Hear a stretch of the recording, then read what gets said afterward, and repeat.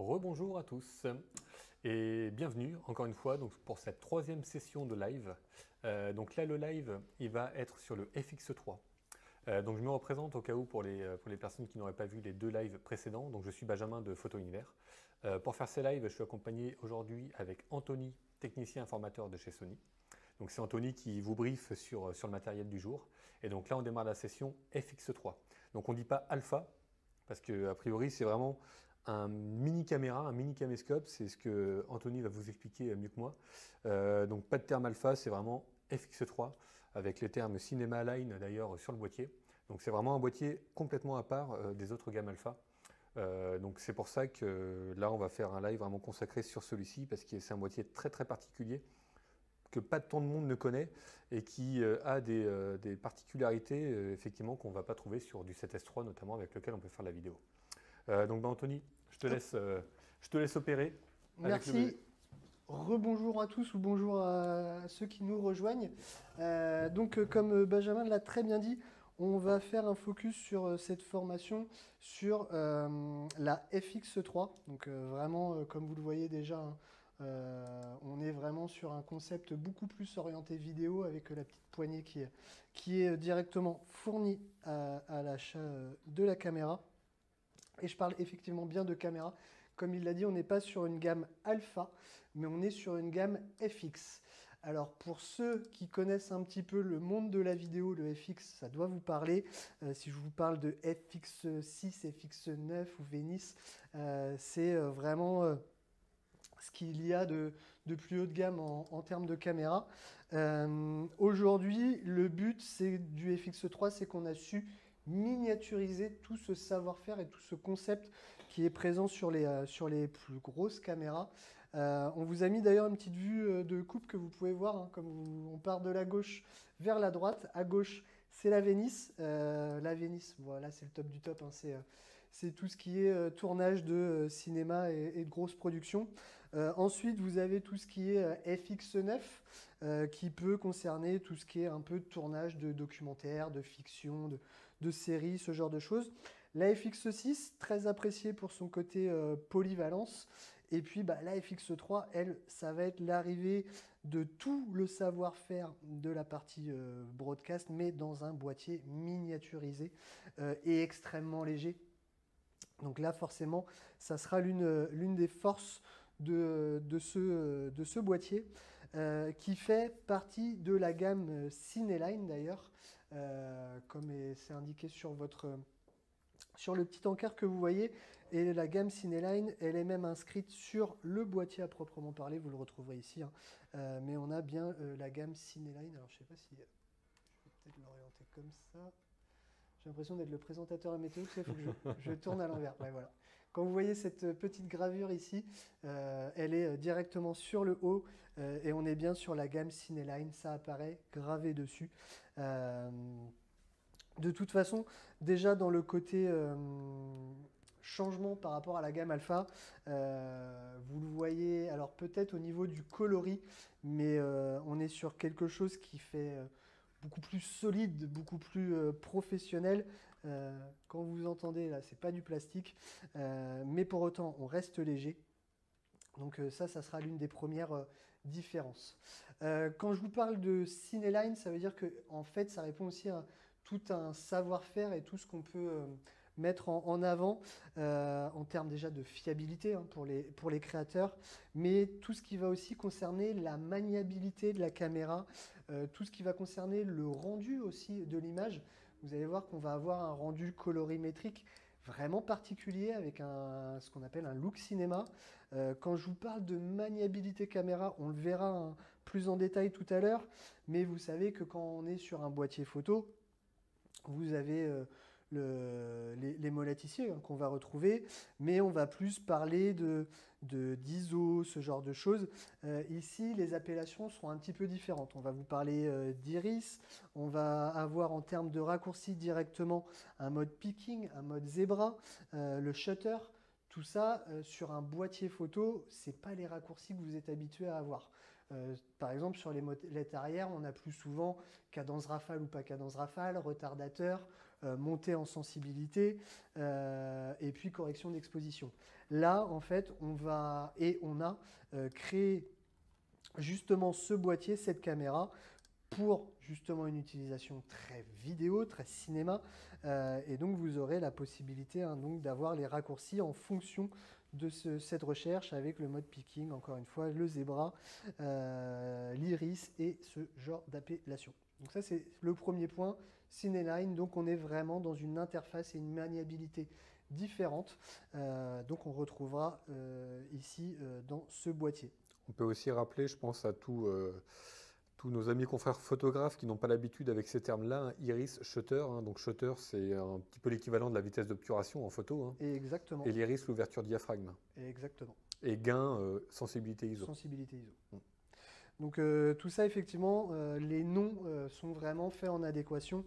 Et puis vous allez voir que la FX3, en fait, elle se trouve à la croisée de deux chemins. Elle est en partie sur la gamme Cineline, donc vraiment tout ce qui vient de l'industrie du cinéma, et puis aussi du savoir-faire de l'hybride où on a su miniaturiser les choses. Et on va dire que la FX3, elle est à la croisée des chemins entre la FX6 mais en plus petit et l'Alpha 7S3.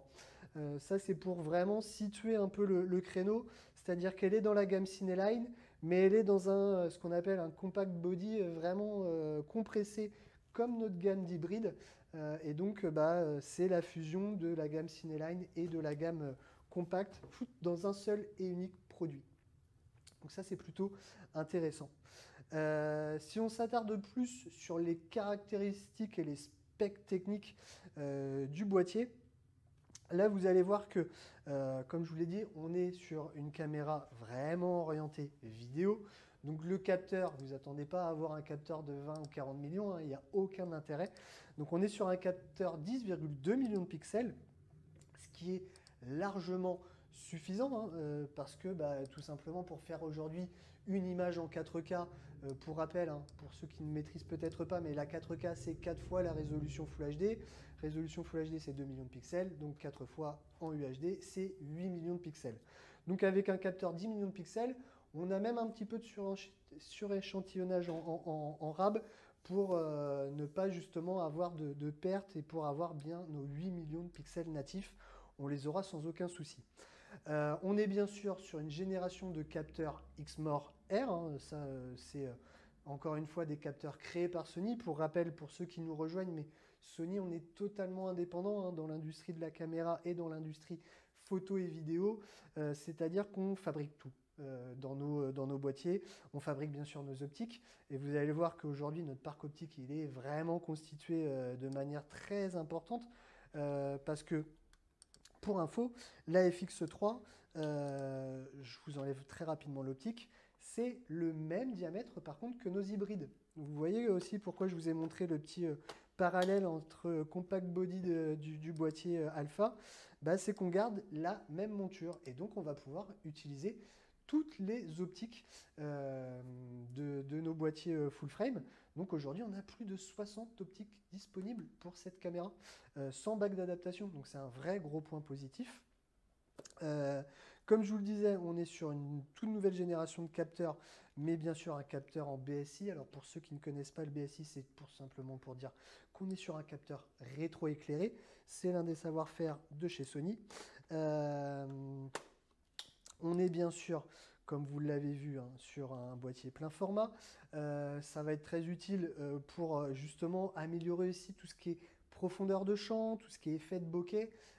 Ça, de plus en plus, même dans l'industrie du cinéma, avant on n'était pas sur du plein format, mais on tend de plus en plus à filmer de cette manière-là pour avoir des effets de bokeh encore plus doux, plus agréables à regarder, pour avoir cet effet de profondeur dans l'image sans rentrer dans ce qu'on appelle de la 3D, mais vraiment quelque chose de plus poussé, plus performant.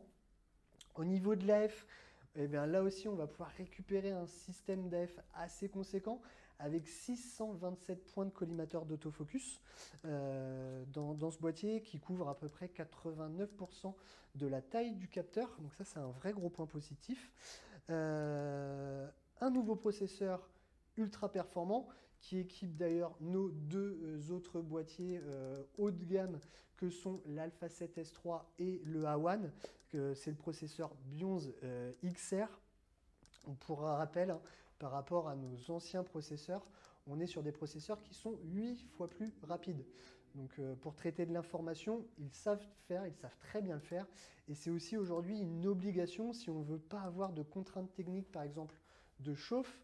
Alors on verra qu'il y a tout un écosystème pour dissiper la chaleur, mais aussi il faut penser que il faut alléger la structure et les processeurs dans ce qu'on leur demande de faire. Et le fait d'avoir deux processeurs et en plus de nouvelles générations qui sont 8 fois plus rapides, eh bien en fait le processeur va moins travailler, va moins aller dans le max de ses possibilités et donc il va moins créer de chauffe et c'est tout bénéfique pour le créateur visuel, le cinéaste sur ce type de technologie.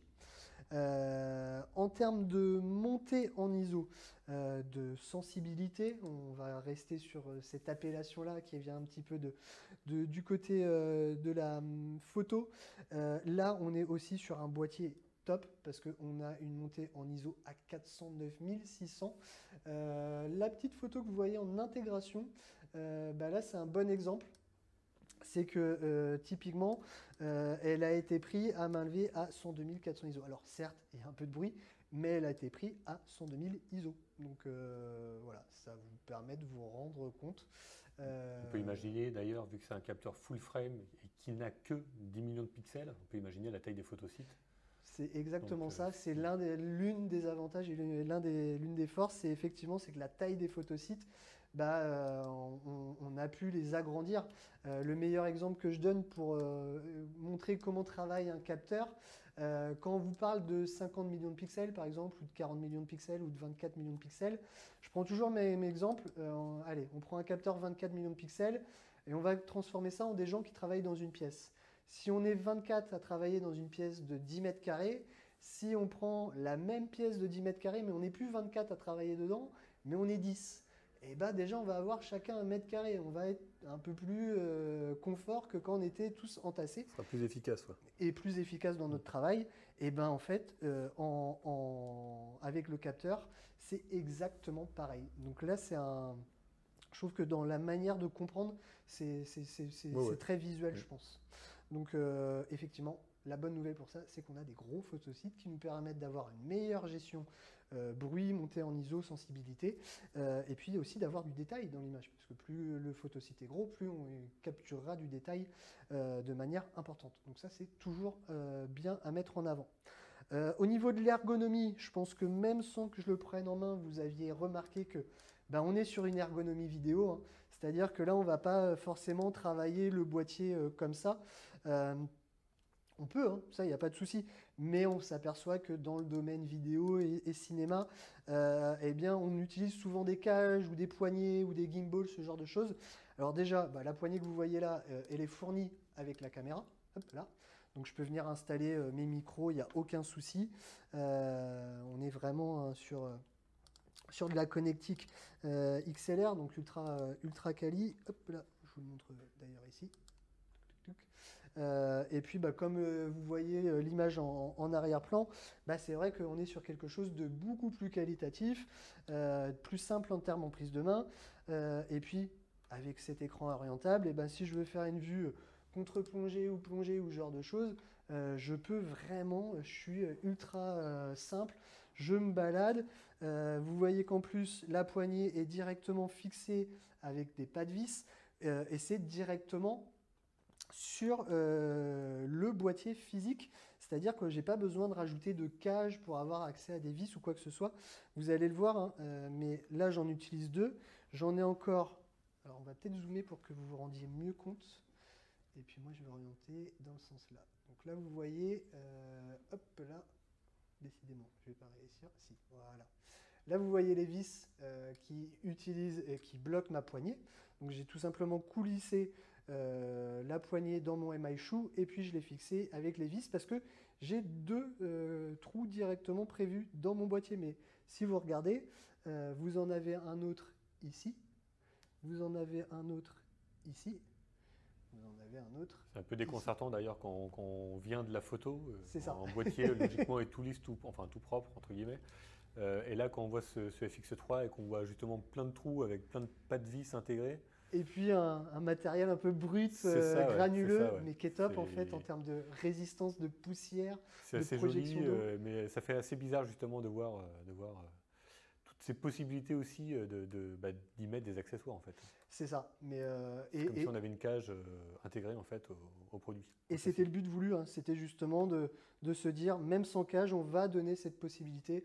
Alors vous voyez l'écran totalement orientable, très pratique aussi en transport, parce que bah, là, je peux pas rayer mon écran, Ça je l'ai protège. protégé, hop, et puis quand je l'utilise, je peux revenir directement ici. Écran tactile, bien sûr, ça, il n'y a pas de souci. Tant que je suis sur le retour, vous voyez que mon bouton on-off, c'est pareil, on est vraiment sur une caméra, on n'est pas du tout sur un bouton de boîtier, parce que là, c'est vraiment comme sur une caméra, je fais coulisser de gauche vers la droite et j'ai mon activation. Vous voyez que pareil, sur le dessus, j'ai pas de barillet avec mon mode PASM, vidéo et tout ça. J'ai une touche ici qui s'appelle mode et qui va me faire hop là, intervenir un barillet numérique pour basculer de la photo à la vidéo et d'accéder à tous mes réglages et préenregistrements directement dessus. Donc ça, c'est plutôt pratique. Alors, hop, je le remets là. Je rebascule de mon mode. Et puis bah, là, vous avez accès au menu. On y reviendra tout à l'heure. Mais vous voyez qu'en termes de prise en main, c'est beaucoup mieux adapté à la vidéo. Pareil pour lancer l'enregistrement. Bon, hormis si vous avez quelques problèmes de vue, là pour lancer, il n'y aura pas de souci, hein. C'est un gros bouton rouge bien visible au-dessus, pile au niveau du déclencheur, ce qui fait que quand je le tiens, je peux le lancer à tout moment. J'ai pas besoin d'avoir une grande main ou une grande souplesse. Je l'ai pile sous mon pouce.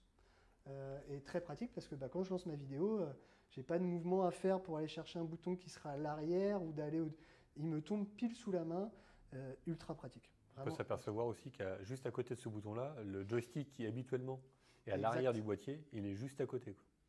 Parce que là, on part du principe que justement, bah, le vidéaste, il va jongler plutôt façon un peu manette de jeu, console ou joystick. Et que ce qu'il y a derrière, logiquement, on l'a déjà pré-paramétré. Et derrière, c'est là qu'on va pouvoir jouer avec aussi nos touches de raccourci.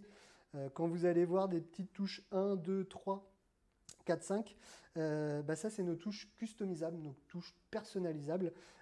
Si vous avez besoin d'un raccourci en vous disant, bah tiens, je voudrais bien que, je sais pas, le 4, c'est ma balance des blancs, hein, je prends le premier truc qui me vient, et ben je la fixe là, et puis quand j'appuierai sur 4, j'aurai automatiquement la balance des blancs qui intervient. Donc ça, c'est plutôt pratique. Pendant qu'on est dans le gros plan aussi, on oui. peut faire aussi un petit point sur le système d'aération. Bien vu, bien vu, bien vu, parce que effectivement, là, l'aération, alors tant sur l'Alpha 7S3, on avait très bien géré l'aération, mais on était sur un système passif, parce que dans la conception, on n'était pas purement orienté non plus sur tout ce qui était gamme Cineline. Là, vous voyez ici, vous le voyez très bien là, je pense, voilà, une trappe d'aération. Où là, on est vraiment sur un système de dissipation actif. Il y a vraiment une petite ventilation intégrée. On le sent d'ailleurs quand on y met la main, hein, ça fait c'est un peu surprenant. On sent Ça fait une l'air. petite, c'est ça, un petit courant d'air. Alors, point important, vous pouvez choisir que cette grille, cette aération soit active lors de l'enregistrement ou non. C'est-à-dire que vous pouvez à tout moment vous dire, bah, dès que je ne filme pas, que je suis en prise de vue, en stand-by ou quoi que ce soit, tu me lances la ventile, mais je ne veux pas qu'il y ait pendant l'enregistrement parce que peut-être que je veux vraiment zéro bruit. Alors je vous rassure, c'est extrêmement silencieux, hein. Tout à l'heure, j'ai fait le test avec Benjamin. J'ai dû lui rapprocher de l'oreille pour qu'il l'entende justement qu'il y avait un système de ventilation. Mais effectivement, ouais, on est vraiment sur une vraie dissipation active. Et là où c'est une grosse force, c'est qu'on est sur un boîtier qui fait moins de 700 grammes et on l'a ventilé quand même. Alors là, c'est une vraie prouesse technologique parce que si vous regardez nos confrères qui peuvent avoir des systèmes de ventilation actifs, le poids du boîtier il est plus souvent sur du 1 kg ou plus. Et là, de rester sous ces 700 grammes, on est vraiment sur quelque chose de... Bah, une prouesse, c'est là pour le coup technologique, hein. Tant que je suis dans les côtés un petit peu ergonomie du boîtier, vous voyez qu'on a des trappes. On est sur de la trappe rigide, c'est pas quelque chose qui va pendouiller dans tous les sens ou quoi que ce soit. Et on a une vraie connectique HDMI, une vraie connectique HDMI 2.1, donc capable de diffuser le contenu qu'on va capter en 4K 120 images par seconde. Et ben, je peux le brancher directement à un téléviseur qui possède ces nouvelles générations de câbles de connectique HDMI et vous pourrez directement le diffuser. Donc ça, c'est plutôt pratique. Toujours au rayon des bonnes nouvelles sur le côté plage dynamique, parce que là je m'étais un petit peu attardé sur la prise en main et ainsi de suite, mais on est vraiment, encore une fois, gamme Cineline, donc on va vraiment avoir le côté Cinematic Expression, c'est-à-dire vraiment la qualité d'image du cinéma. Et comment ça se traduit? Ça se traduit par 15 stops de plage dynamique utilisables.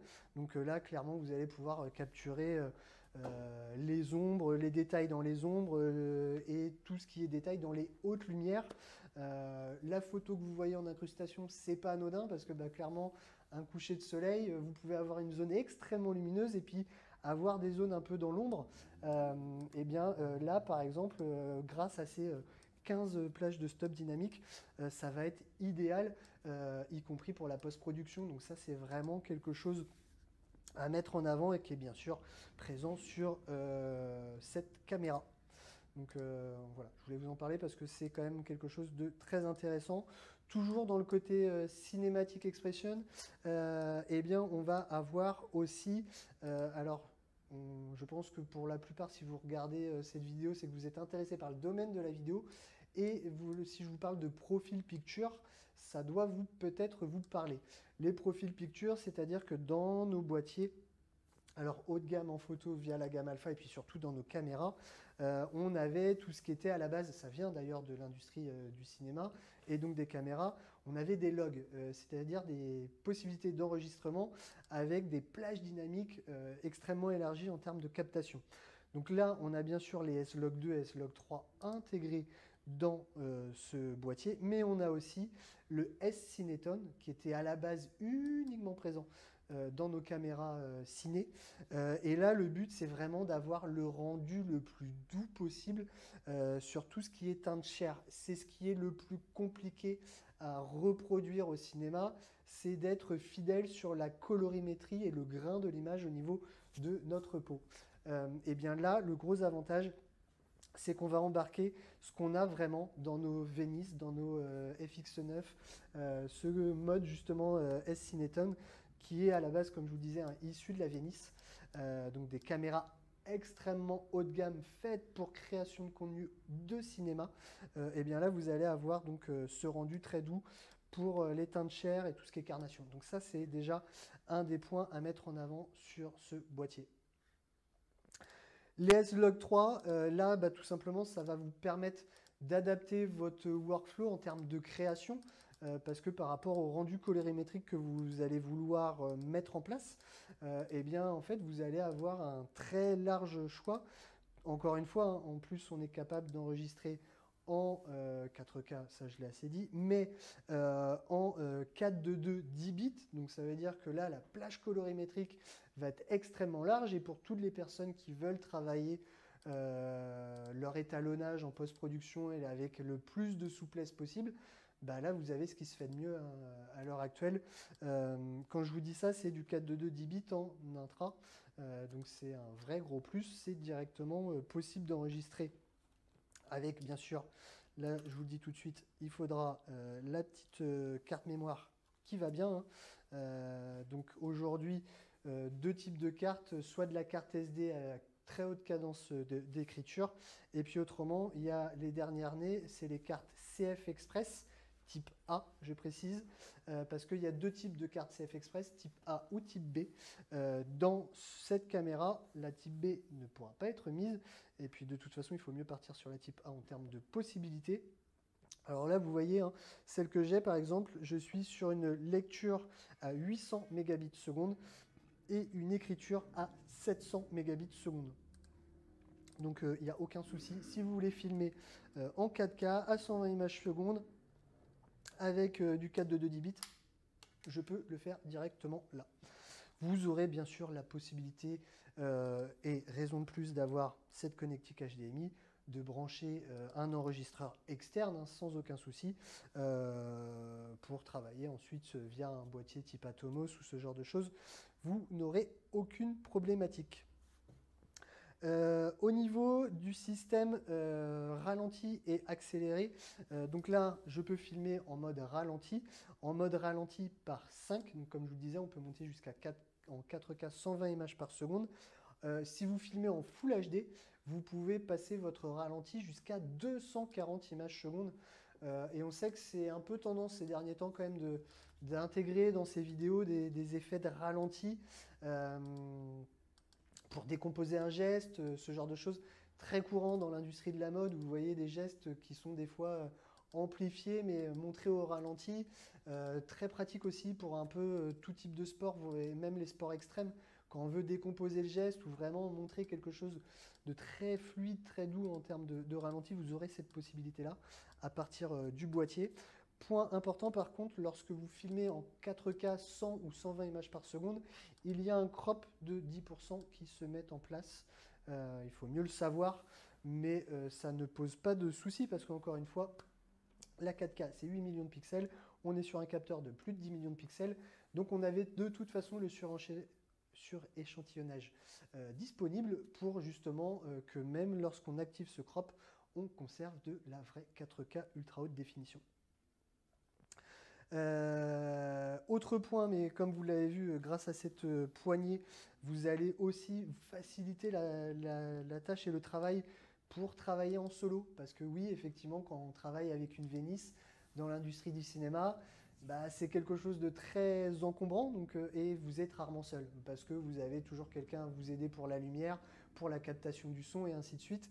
Sauf qu'il y a certaines problématiques où des fois on a besoin d'être plus discret, donc avec des équipes plus réduites, ou tout simplement parce que vous avez une idée de workflow et que vous voulez être tout seul sur le terrain, et bien là, limite, tout seul, il n'y a aucun souci, vous pouvez accéder à tous vos réglages.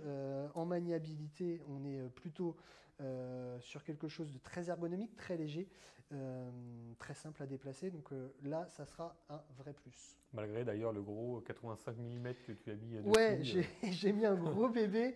J'aurais pu mettre le 35 mm que j'ai. Bah, tiens, On peut imaginer un petit 35, un petit 24 ou un petit 40 ouais, mm en bah, attends, f2. je crois que je reviens. Hop Qui là. peut effectivement en fait donner encore plus cette sensation de compacité et de légèreté, quoi.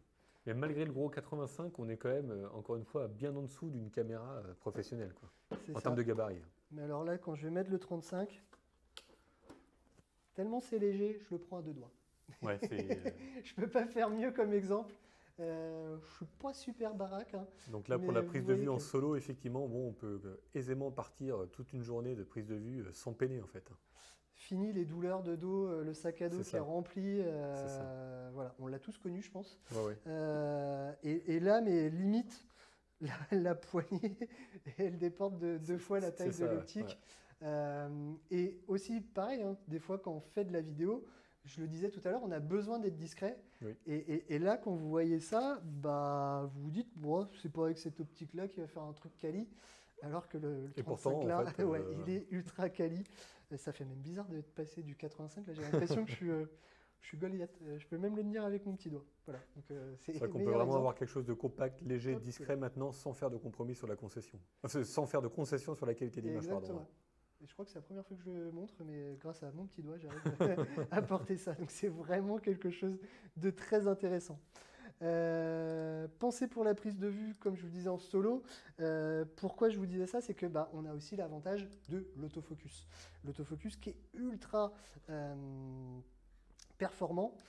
Je remets juste ça, mais c'est pour éviter les petites poussières. Donc on est sur un système d'hybride en AF. Donc je vous l'ai dit tout à l'heure, hein, on est avec 627 points de collimateur à détection de phase. On couvre à peu près 90% du capteur en entier.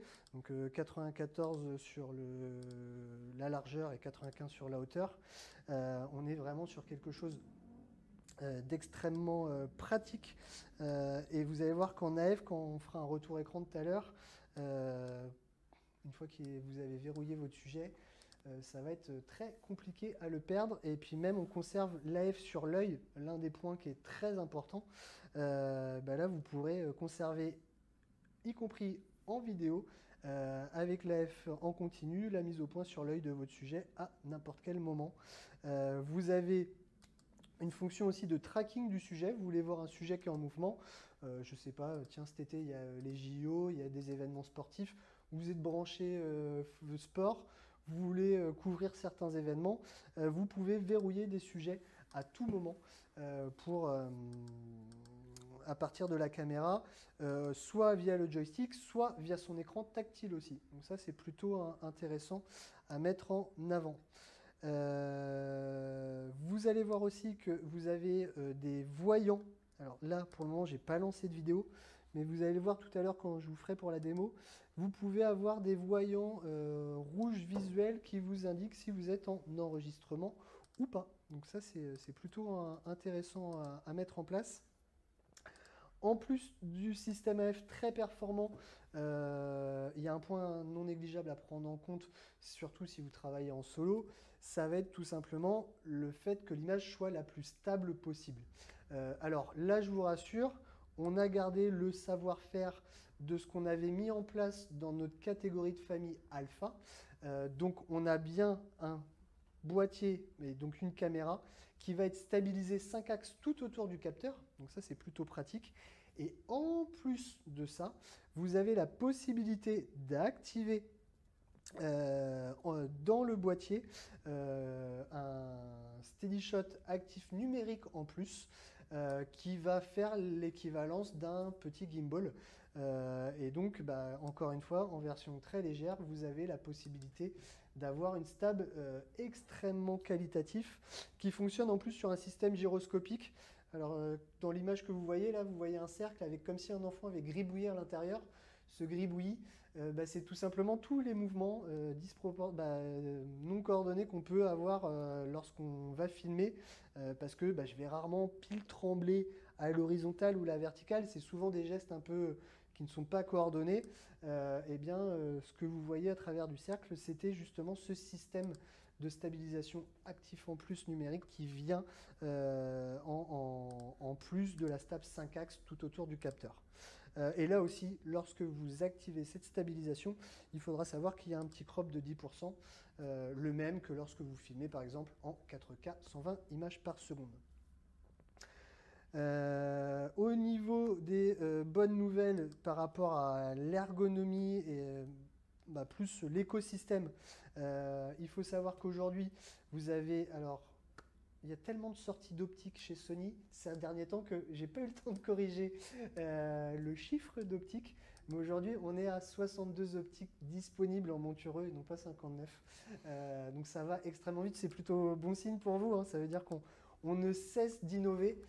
Par exemple, on a sorti dernièrement un 50-1.2 pour ceux qui recherchent des très grandes ouvertures. Et puis le 50 mm, c'est l'une des optiques phares.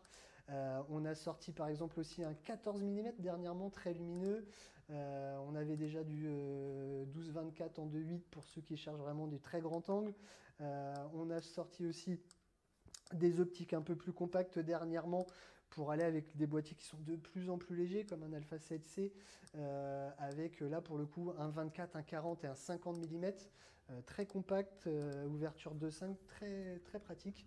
Je vois que d'ailleurs Benjamin est en train de vous les faire défiler sur le site sony.fr. Vous pouvez les retrouver à tout moment si vous avez besoin de détails sur le catalogue d'optique ou quoi que ce soit. Le site est plutôt très bien fait, ce qui n'a pas été toujours le cas par le passé, donc j'en profite pour dire que notre refonte de site est plutôt très bien faite et elle présente toutes les optiques. Vous pouvez choisir les optiques uniquement en APS-C, uniquement en plein format ou toutes les optiques en monture E, celles qui sont orientées vidéo, celles qui ne sont pas orientées vidéo. Tout sera précisé sur le site. D'ailleurs, je vous montre nos optiques qui sont labellisées G-Master. Donc c'est reconnaissable avec ce petit G blanc dans un carré rouge orangé. Aujourd'hui, elles ont tout simplement une bague de diaph directement sur l'optique. Donc pratique en photo, hein, parce que moi ça me ferait rappel un peu à l'ancienne comment on faisait nos photos. Mais c'est surtout que juste en dessous, vous avez un cliquetis juste là. Vous pouvez à tout moment mettre le clic en off et je rapproche de mon micro, c'est volontaire. Mais là, vous voyez, je suis en train de tourner la bague et en vidéo, eh bien, vous n'aurez plus de bruit. Donc ça, c'est toujours intéressant. Pas de bruit parasite lors de l'enregistrement. Et c'est surtout que c'est beaucoup plus fluide. Donc en termes d'ouverture de diaph, vous aurez quelque chose de beaucoup plus pratique. On trouve aussi des bagues pour le follow focus, en tout cas pour les bagues de mise au point notamment. Ce qui permet justement avec certains gimbals de pouvoir effectuer une mise au point motorisée avec un système follow focus via le gimbal directement. C'est ça. Et de plus en plus d'ailleurs les optiques Sony sont équipées justement de bagues follow focus. Donc voilà, je voulais vous le montrer, le 85 s'y prête bien par rapport au 35 parce qu'elle était trop compacte, donc vous avez compris pourquoi j'ai rechangé d'optique. Autre point que vous pouvez peut-être vous poser comme question, c'est ok, la FX3, d'accord, mais en termes de gabarit, si j'ai bien compris, il y avait la FX6 aussi. C'est quoi les différences ou ce genre de choses? La principale différence, c'est que la FX3, la FX6 a été miniaturisée. Je le refais dans l'ordre. La FX3 a été miniaturisée par rapport à la FX6. C'est plus compréhensible dans ce sens-là. Logiquement, vous devez avoir les rapports qui vont s'afficher, mais aussi bien en termes de hauteur que de profondeur, forcément. On est passé d'une hauteur où on passe de 116 mm à 78 mm, donc on est sur... Rien à voir en termes de gabarit. Et c'est surtout en termes de profondeur, ça n'a strictement rien à voir, c'est du simple au double. Donc voilà, vous imaginez, la FX6, elle ferait pratiquement ça, et ensuite viendrait mettre l'optique. Là, l'optique et le boîtier, ça fait une FX6, si je résume à peu près. FX6 d'ailleurs qu'on ne pourrait pas mettre sur un gimbal. Non, là ça va être plus compliqué. D'où l'avantage d'une caméra comme la FX3, au final on peut s'équiper d'un gimbal. C'est ça. Et donc être parfaitement stabilisé. Là, la FX6, via son gabarit et via son poids, là c'est pas possible. Donc ouais, d'ailleurs, je vous parlais tout à l'heure qu'on faisait un peu moins de 650 grammes sur la FX3. Exactement, on est à 640 grammes. Vous avez dû le voir passer sur le petit schéma, mais vous doutez que vous avez compris, c'est même plus léger que certains réflexes. Donc clairement, aujourd'hui, on a une toute nouvelle manière de travailler. Et puis avec cette fameuse grippe ergonomique optimisée pour la prise en main, encore une fois, cette poignée qui est détachable est livrée avec l'appareil. Et en termes de simplicité, je me mets peut-être là, ça va être plus simple pour le voir.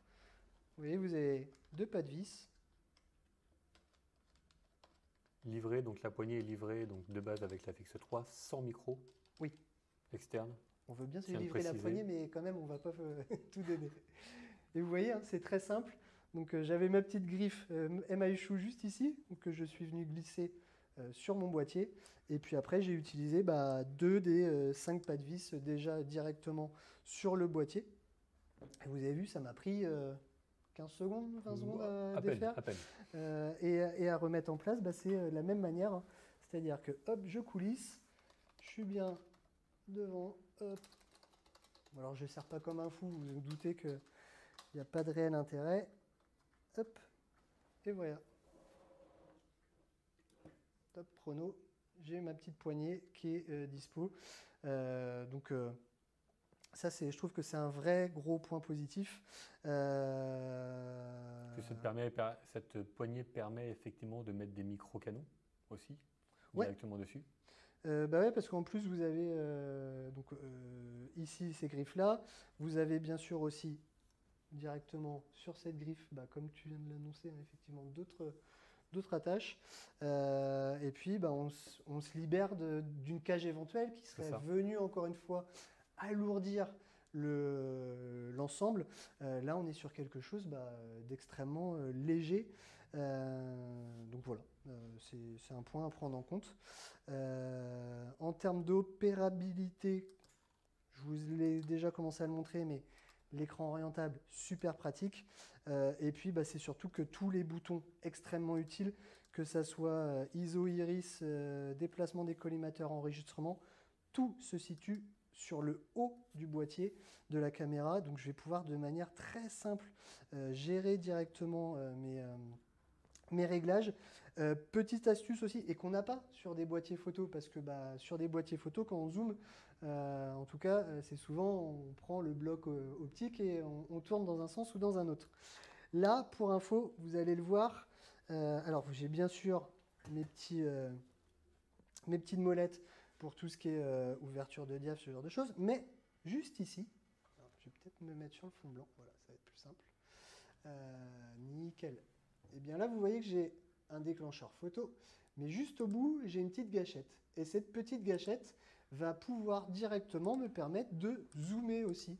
Donc si vous avez une optique avec un zoom intégré motorisé, eh bien à partir du boîtier, vous pourrez le gérer directement ici. Donc ça, c'est plutôt très pratique. Écran orientable, on en a parlé. D'ailleurs, on est sur un écran orientable 3 pouces, si vous vous posez la question, d'1 500 000 points d'infos. En termes d'accessoires, si certains se disent « Ah bah dis donc, 3 pouces, ça risque d'être léger pour faire ma captation comme je l'entends », il existe un des accessoires qu'on peut venir justement sur cette fameuse griffe que je vous ai montrée. Et vous pouvez venir avec un écran, par exemple 7 pouces, qui existe en accessoire chez Sony. Alors il devrait en exister chez des marques tierces, mais forcément moi je connais les accessoires de ma marque. Et donc voilà, c'est quelque chose qui est très facilement installable sur le dessus du boîtier. Je fais un petit point aussi en termes d'ergonomie. Je vois aussi par rapport aux diaporamas qui peuvent défiler. Oui. On peut s'apercevoir que même si on filme dans le noir, il a effectivement des petits repères lumineux qui apparaissent sur le boîtier. C'est tout bête, mais ça peut être assez pratique quand on filme justement dans des environnements très sombres. Très sombre. Je prends aussi d'autres exemples où on a pu le tester dans des environnements d'événementiel. Alors, on espère que ça va revenir à la normale, tout ce qui est concert, ainsi de suite. Mais c'est vrai que des fois, quand vous êtes plongé entre des jeux de lumière et ainsi de suite, retrouver tout de suite la tâche, où est-ce que j'ai bien lancé mon enregistrement. Là, on a des repères visuels qui sont extrêmement importants. Un sur l'écran, lorsque je vais lancer l'enregistrement, et puis aussi sur le boîtier. Je vais peut-être, alors je ne sais pas si on le... Nous, on est un peu baigné de lumière, mais vous verrez tout à l'heure quand je ferai le retour écran, il y a une zone rouge qui s'est mise tout autour de mon carré, mais il y a aussi un voyant rouge qui s'est mis sur le dessus, il y a un voyant rouge qui s'est mis sur le bouton REC, et il y a un voyant rouge à l'arrière ici. Donc ça fait 3 voyants, et effectivement, c'est très pratique à mettre en place. Au niveau lecteur de carte, je ne sais plus si je vous en ai parlé, je préfère me répéter au cas où. 2 lecteurs de cartes, soit SD, soit CF Express type A. Donc les deux, on peut mettre des cartes extrêmement rapides. Donc ça, c'est plutôt intéressant à mettre en avant. Le visuel, je pense pour l'enregistrement, a dû être montré. Donc ça, il n'y a pas de souci. Oui. Et puis, comme je le disais, en termes de fiabilité et en termes d'enregistrement, alors déjà, on n'est pas limité en termes d'enregistrement, on est vraiment sur une caméra, donc on dépasse aisément les plus de 30 minutes d'enregistrement, mais c'est surtout que là, même si vous filmez en 4K, 60p, sans interruption, vous allez pouvoir le faire jusqu'à épuisement de la batterie, j'ai envie de dire, parce que en fait, contrairement à un Alpha 7S3 qui est pourtant déjà très bon en dissipation de chaleur, mais on est sur une dissipation passive, on sait que en fait, au-delà de 1 heure d'enregistrement en 4K 60p, eh bien, au bout d'un moment, sur l'Alpha 7S3, le boîtier va dire stop, il faut que je suis peut-être un peu trop en surchauffe, il ne faut pas que ça abîme le capteur. Parce que si on abîme le capteur sur la chauffe, ça peut jouer après sur la colorimétrie, ce genre de choses. Ici, ça va être, on n'aura pas du tout cette problématique, même au bout d'1 heure.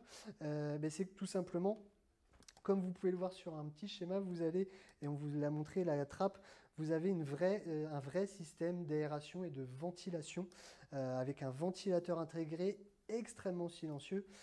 Et ça sera un vrai point positif à mettre en avant, parce que si derrière vous voulez continuer un enregistrement avec une sorte de powerbank ou brancher directement à un chargeur ou en USB-C, eh bien vous pourrez continuer à le faire. C'est-à-dire que le chargeur va maintenir la batterie en charge et puis après, la seule limite que vous aurez, ça sera la capacité de votre taille d'enregistrement et donc de votre carte mémoire, de votre CF Express A ou de votre enregistreur externe. Mais ça, c'est vraiment l'une des forces. Et d'ailleurs, en parlant d'enregistreur externe et en termes de polyvalence, alors on en a déjà dit, hein, en intra, je vais pouvoir filmer en 4K 422 10 bits.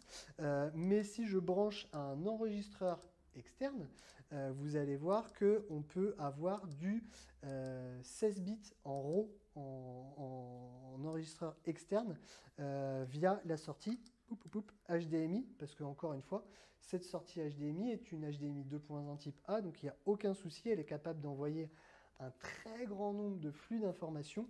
Et donc pour ceux qui trouvaient qu'ils étaient limités avec du 10 bits, et ben vous pouvez même aujourd'hui brancher, alors trouver les bons enregistreurs externes, hein, parce que là tous les enregistreurs externes du marché sont pas en 16 bits. Hein. Ouais, oui, il faut bien vérifier les specs avant Ouais. d'acheter. Vous dites pas non mais c'est bon, je sais, je prends une marque connue comme Atomos.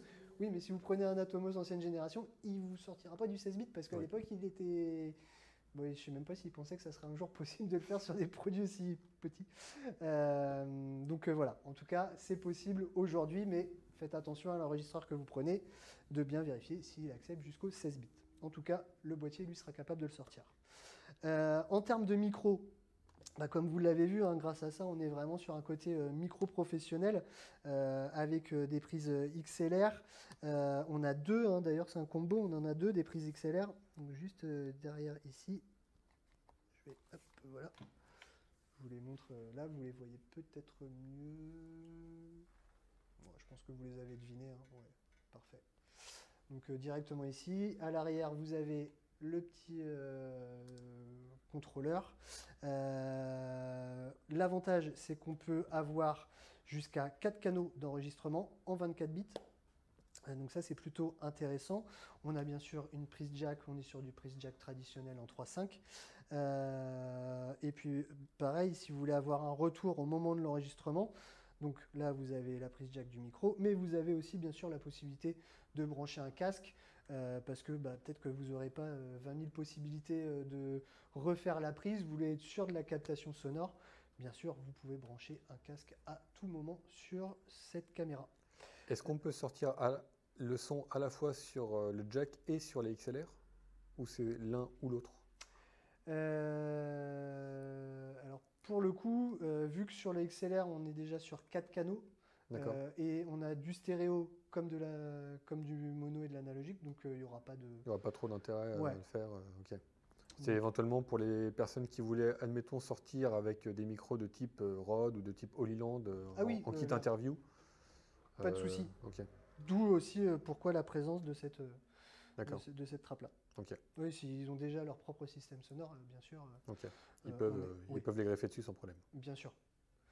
Au niveau du boîtier en lui-même, on a pu voir donc, la grille d'aération. Par contre, dans la conception, alors très difficile de vous montrer à travers une caméra, mais comme je vous le disais, on est sur un système de finition beaucoup plus résistant, beaucoup plus noble que des caméras même alpha, avec un châssis totalement en alliage magnésium. Donc l'avantage du magnésium, c'est que c'est léger, mais c'est extrêmement résistant et que c'est surtout, ça ne rouille pas. Donc en termes de résistance à l'humidité et ainsi de suite, la totalité du châssis est en alliage magnésium. Alors c'est le cas, je vous rassure, hein, sur un boîtier comme le A1 ou le 7R4, mais je préférais le préciser, sur la gamme Cineline, ils ont repris ce savoir-faire. Résistant poussière et humidité directement dans la conception du châssis, et puis un système anti-poussière de mise en place. Qu'est-ce que je peux vous dire de plus? On a déjà au niveau ergonomie, c'est pas mal. On peut peut-être éventuellement faire un petit tour dans les menus. Ben oui, les menus, on va prendre le câble HDMI.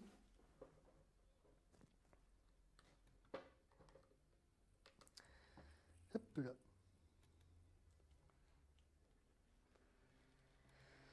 Je me connecte. Alors, hop. Je le connecte. Ah bah voilà. Hop, vous voyez ici. Alors, on va faire tous les points qu'on a abordés tout à l'heure, hein. Mais l'une des forces, comme je vous disais, c'était la F.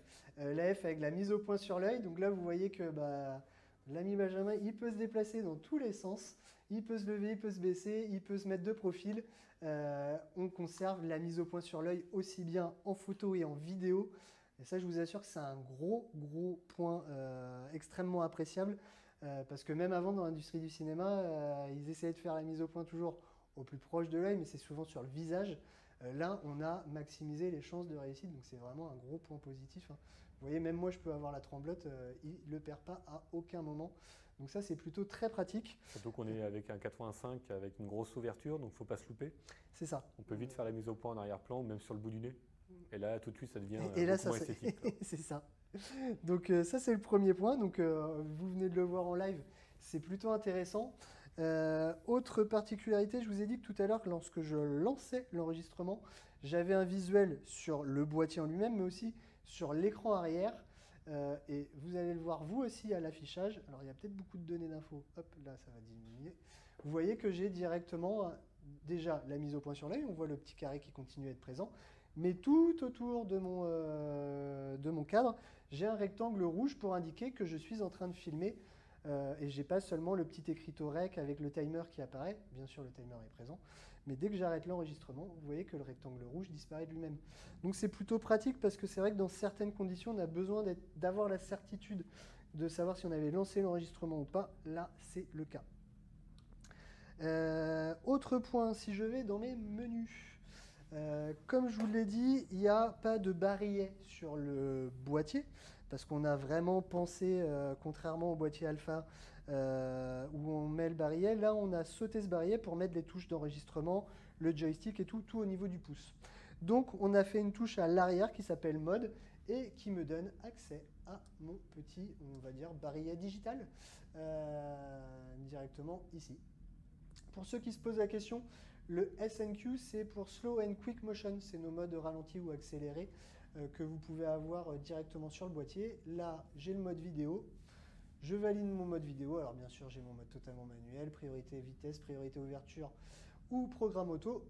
Allez, on va se le mettre en manuel. Et puis, si je vais dans mes menus, eh bien là, l'avantage, c'est que vous bénéficiez des nouveaux menus Sony. Donc, fini l'interface que certains pouvaient dire imbuvable, compliqué, complexe ou quoi que ce soit. Là, on est sur quelque chose de très simple pour plusieurs raisons. Déjà, pour des personnes qui ne seraient pas habituées à utiliser un produit Sony, le premier point que vous voyez, c'est cette étoile là sur fond gris, réglage mon menu. Vous allez pouvoir vous créer votre propre menu en fonction de ce que vous voulez faire dans votre vidéo, ou même en termes de raccourci photo si vous en avez besoin. Directement là, vous allez faire ajouter un élément et vous voyez, hein, j'ai 1 sur 48, donc j'ai la possibilité d'aller chercher dans mes 48 pages de sous-menu ce que je veux mettre en avant, ce que je veux utiliser ou non. Là, vous voyez par exemple qui me propose que du contenu en relation avec la photo. Est-ce que je veux avoir un RAW, JPEG ou ce genre de choses? Et vous dites, mais attendez, je suis à la base sur un boîtier photo et je ne vois pas mon pictogramme vidéo, pardon. Donc pour ça, je vous montre juste, hop là, j'ai juste à aller sur mode. Vous allez dans les différents menus. Et une fois que ça c'est validé, si vous rebasculez ici, vous voyez que d'un seul coup, hop là, j'ai bien le pictogramme vidéo et je vais pouvoir avoir accès qu'à mes réglages vidéo. C'est-à-dire que j'ai indiqué à mon boîtier, je vais filmer, et bien il me squeeze toutes les informations photos parce qu'il se dit que j'en ai pas besoin et que ça va venir me polluer l'esprit. Donc autant les enlever. Et à l'inverse, le jour où je veux faire de la photo, il me squeeze toutes les informations vidéo. Donc ça déjà, en termes de simplicité de menu, c'est quand même très pratique. Autre bonne nouvelle, comme vous le voyez, dans vos formats d'enregistrement, donc on se limite à de la 4K, mais ça suffit largement directement. Et là, vous voyez que vous avez la possibilité d'enregistrer en intra plutôt qu'en long up. Donc le réglage de film, hein, vous voyez que par exemple, si j'enregistre à 50 images par seconde, prévoyez les cartes qui vont bien parce que là, ça va envoyer du 4.2 10 bits à 500 mégas. Hop, alors que si je reviens, hop, pardon, juste ici, Si je rebascule sur un 4K plus traditionnel, réglage de fichier, vous voyez que d'un seul coup, je peux avoir du 4 de 2 bits, mais je serai qu'en 200 mégabits seconde et non pas en 500. Donc l'intra est capable de capter plus d'informations. Il faut le savoir, mais on a directement ça. Hop. Donc ça, c'était pour le côté menu. Vous avez bien sûr vos réglages de ralenti et accéléré, hein, si vous voulez faire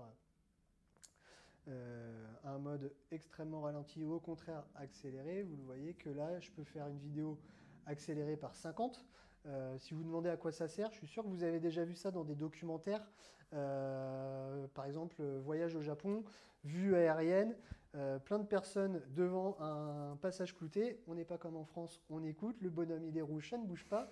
Le bonhomme passe vert et là ça se transforme en fourmilière, ça bouge dans tous les sens. Et bien ça, je suis sûr que vous avez déjà vu des petites vues aériennes où tout est en accéléré.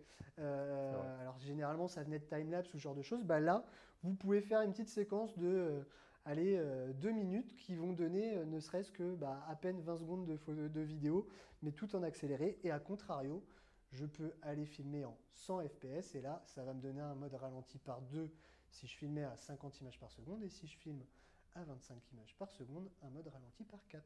Donc là, l'idée, c'est vraiment de mettre un nombre de vues par seconde au plus bas quand on veut un accéléré et au plus rapide quand on veut un ralenti. C'est ça, c'est une gymnastique à prendre. C'est ça, ouais. Les gens ont tendance à croire l'inverse. Et c'est intéressant d'ailleurs d'avoir le retour du menu parce que vous le voyez en bas à gauche.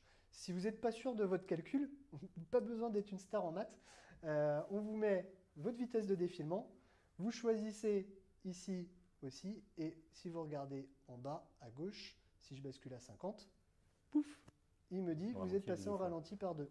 Je rebascule à 25, pouf, mode ralenti par 4. Donc, c'est pratique. Ouais, très pratique, surtout quand on est dans le vif du sujet, on se dit attends, mon nombre de FPS, est-ce que ça fait tant La logique, on la met de côté, priorité à l'action, le boîtier va me calculer pour moi, si j'ai un doute sur mon nombre de FPS. Donc toujours pratique de ce côté-là. Pareil au niveau toujours des menus, vous allez voir que on va avoir directement tout ce qui est mode de prise de vue, enregistrement, réglage du mode silencieux parce qu'on peut activer uniquement l'obturateur électronique. Vous avez la stabilisation. Donc comme je vous le disais, standard, ça veut dire que là vous laissez travailler le boîtier avec sa stab 5 axes. Et puis vous pouvez dire ouais mais moi je vais quand même mettre le mode actif en plus. Et bien pas de souci. Là il va faire un petit crop de 10% dans l'image. Je conserve toujours mon image en 4K. Mais par contre je peux me passer d'une gimbal sans aucun souci. Donc ça c'est plutôt intéressant. Si vous voulez faire apparaître des marqueurs ou ce genre de choses, pas de souci. Pareil pour les quadrillages, les règles de tiers, les diagonales, les zones de fuite, vous pouvez les faire apparaître. Et puis dans un côté exposition et couleur, je pense que je vais terminer par ça. Vous pouvez bien sûr faire apparaître les zébras pour savoir si quelque chose est sur X ou pas, sur la teinte colorimétrique par exemple. Donc si je reviens là, vous allez voir que là, non, il me dit que c'est bon. Et si je bascule juste là sur les profils picture dont on vous a parlé tout à l'heure, là ça va être très important. Et puis vous voyez que ça a une logique.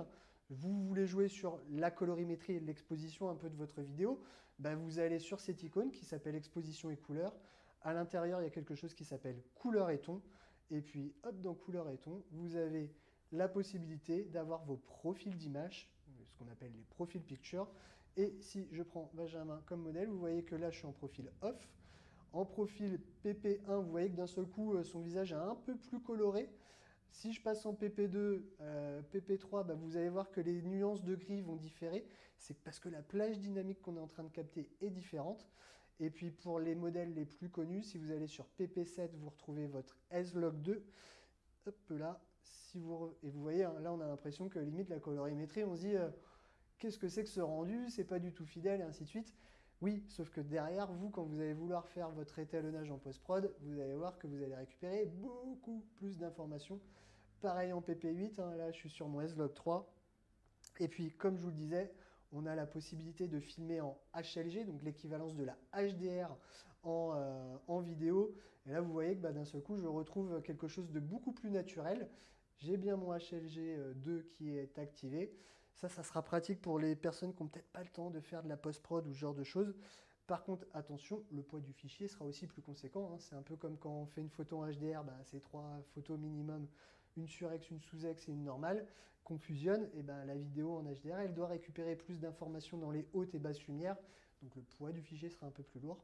Et puis, si je veux avoir mon petit rendu cinéma, eh bien, j'ai mon PP11, mon S-Cinéton, et là, vous voyez, bah, ça me permet de montrer la détection de l'œil, le grain de chair, la teinte colorimétrique. Là, on est vraiment sur quelque chose qui est fidèle à la réalité. Un vrai gros point positif. Donc, vous avez vu, hein, de manière très simple où j'ai été chercher cela bah, directement dans mon profil d'image lié à la couleur et au ton, ce qui est normal. Je voulais jouer sur ma couleur. Donc, le menu aujourd'hui est beaucoup plus simple avec des codes couleurs, des petits encarts pour indiquer vidéo, pour indiquer la mise au point par exemple, ou tout simplement tout ce qui va concerner le réseau, parce que aujourd'hui c'est un boîtier que vous pouvez aussi piloter à distance depuis un PC, depuis un smartphone. Et bien vous pouvez choisir de contrôler le smartphone, et là vous voyez, vous allez dans la petite main monde, tout ce qui concerne le réseau. A contrario, vous voulez personnaliser votre boîtier, ben vous allez dans la petite boîte à outils, et puis dans personnalisation des manipulations, vous avez la possibilité de régler mes touches aussi bien perso en termes de vidéo ou de photo. Et vous voyez, hein, c'est extrêmement pratique. On vous indique, bah tiens, tu veux jouer sur le bouton 1, le bouton 2, customisable, 3, on vous l'indique avec un schéma visuel. Donc, Très explicite. Hein, ouais, c'est extrêmement simple, vous ne pouvez pas vous perdre. Et puis dernier point de détail, parce que j'ai extrêmement souvent la question sur nos optiques, on a souvent sur nos optiques haut de gamme, on a un bouton qui apparaît juste ici. Ce bouton, c'est une touche personnalisable comme on a sur nos boîtiers. Et donc bah, là, vous le voyez, hein, alors de base, il est souvent mis en verrouillage AF, mais si je veux aller chercher ma détection des yeux, par exemple, et puis de me dire, bah tiens, je veux switcher de œil gauche à œil droit. Hop, je l'ai mis là, je rebascule sur mon objectif. Et puis, si j'appuie juste ici, œil gauche, œil droit, œil gauche, œil droit. Très pratique, par exemple, pour du portrait, par exemple, mais vous pouvez le personnaliser comme bon vous semble. Si vous voulez que ça soit votre suivi d'AF, vous l'avez juste au niveau du pouce, c'est extrêmement pratique. Et vous voyez le degré de personnalisation qu'il y a sur ce type de boîtier. On est vraiment sur quelque chose de... Beaucoup d'optiques maintenant ont d'ailleurs ce fameux bouton Ouais. personnalisable. Et vous voyez que vous pouvez personnaliser les touches lorsque vous faites de la photo, lorsque vous faites de la vidéo, lorsque vous êtes même en lecture. Et vous pouvez même régler votre menu fonction, c'est-à-dire que votre petite touche de raccourci fonction à l'arrière, elle est personnalisable.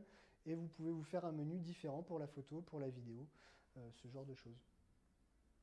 Par exemple, là vous voyez qu'en vidéo, bah, j'ai joué sur des vitesses de zoom qui sont disponibles. Je peux avoir plusieurs vitesses de zoom. En photo, aucun intérêt. Donc moi j'ai préféré laisser par exemple le côté ISO, mon côté peaking, mon mode de mesure lumière. Alors qu'en vidéo, bah, j'ai parlé en FPS, j'ai mon raccourci Slow and Quick Motion, j'ai tout de suite accès à mon Zebra et à mon niveau d'enregistrement audio. Ah, bref, ça va en correspondance avec ce que je veux faire. Voilà, voilà.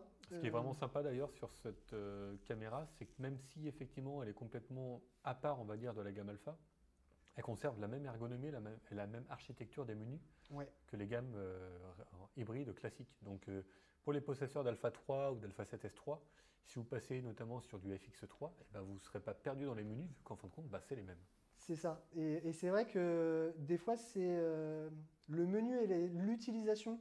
Quand on passe sur une caméra, on se dit, j'ai peur de perdre mes repères.